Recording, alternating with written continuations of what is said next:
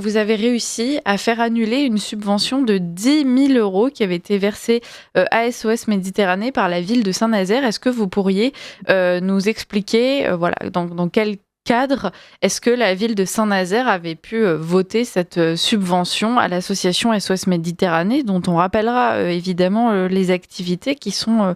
contestables? C'est ça, ce sont des activités éminemment contestables de mon point de vue, puisqu'il s'agit, alors selon l'objet de l'association, je cite, de pérenniser l'accueil et le secours en mer Méditerranée des populations dites migrantes, c'est-à-dire en fait d'immigrés clandestins qui viennent majoritairement d'Afrique subsaharienne et qui passent en Europe par l'Afrique du Nord. Donc, la ville de Saint-Nazaire avait, en octobre 2020, comme beaucoup de municipalités, d'ailleurs, plutôt des municipalités de gauche, hein, il faut dire, fait voter une subvention, un subventionnement annuel de 10 000 €,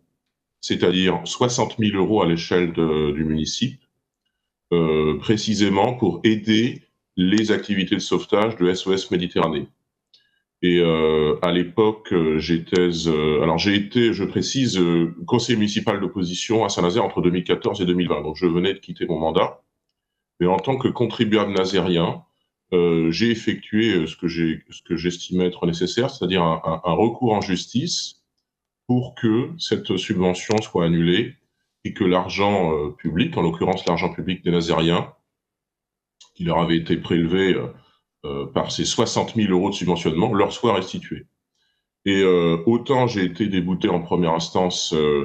en 2022 par le tribunal administratif de Nantes, autant j'ai été débouté encore en 2024 en appel, hein, j'ai persévéré dans mon recours, autant le 27 février dernier, eh bien, le Conseil d'État m'a donné raison en annulant la subvention accordée par la ville de Saint-Nazaire à SOS Méditerranée et en retenant mon argument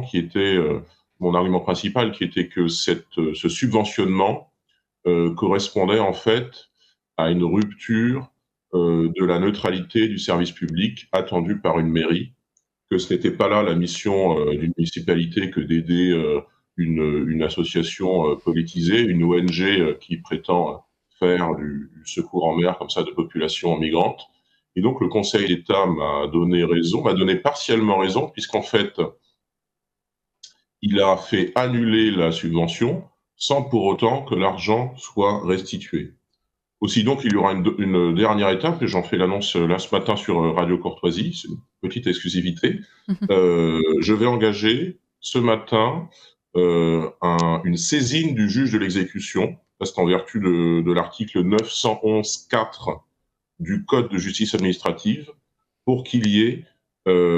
pour obtenir la restitution de la subvention annulée, pour que cet argent revienne aux Nazériens. Ça imposera au minimum la restitution des intérêts de retard de la subvention initiale. Voilà, ce sera au moins une petite victoire symbolique, mais je pense que ce sont des symboles qui importent, parce que, comme j'ai pu le dire lorsque j'ai annoncé à la presse cette victoire du 27 février dernier, l'argent public, il n'appartient pas aux élus, il appartient à tous les Français. Il est donc important qu'on en prenne soin, qu'on ne l'utilise pas comme ça de manière